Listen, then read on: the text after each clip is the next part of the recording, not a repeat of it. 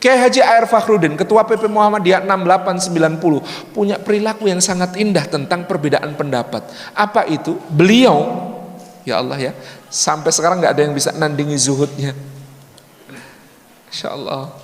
Rumah nggak punya Pak, itu rumah dinas di Muhammadiyah itu. Langsung begitu turun dari Ketua PP, beliau perintahkan keluarganya, terus golek kontrakan dewe-dewe, golek kos-kosan dewe-dewe gitu. Depan rumah beliau jualan bensin, naik sepeda motornya Honda 70, ya waktu ujian SIM dituntun itu, karena jalannya angka 8 itu ya. Ketika ujian SIM itu Pak AR dituntun gitu ya. Polisinya tanya, "Loh kok dituntun Pak?" "Loh, saya kalau jalan kayak gini ya tak tuntun," katanya. You subscribe.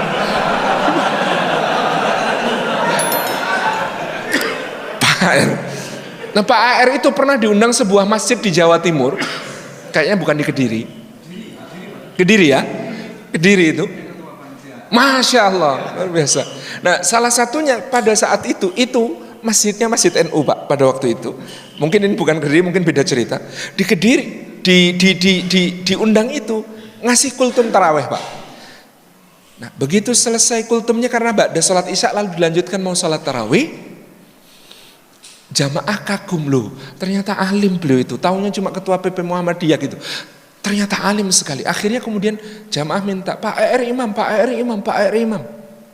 Nah, Pak AR ini tentang sholat tarawih pegang hadis Aisyah. Aisyah radhiyallahu anha mengatakan, "Aku melihat sholat Rasulullah di rumahnya di Ramadan ataupun di luar Ramadan tidak pernah lebih dari 11 rakaat, tapi jangan tanya padaku panjang dan bagusnya."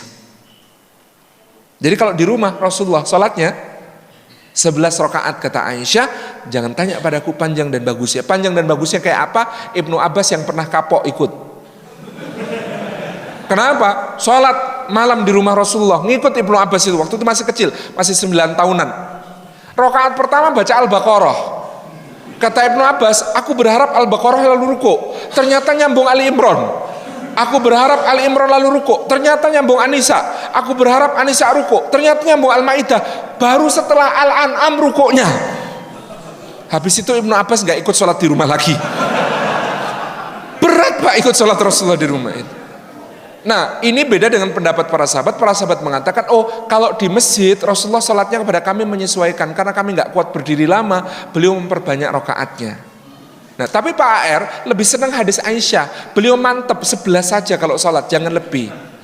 Nah, lalu ketika disuruh ngimami, Pak AR tanya, "Bapak Ibu sekalian, biasanya di masjid ini tarawihnya berapa rakaat? 11 atau 23?" Nggih. Jamaah kompak menjawab, 23 gitu. Kata Pak AR, "Bismillah, mudah-mudahan bisa kita laksanakan seperti kebiasaan." Allahu Akbar. Ngimami Pak. Biasanya di masjid itu meskipun 23 rakaat jam 8 selesai Pak. Pak AR ngimami sudah setengah 9 baru dapat 8 rakaat. Maka setelah rakaat ke-8 Pak AR menghadap jamaah bertanya, "Bapak Ibu sekalian kita lanjutkan sampai 20 atau witir saja?" Jamaah kompak, "Witir!" gitu.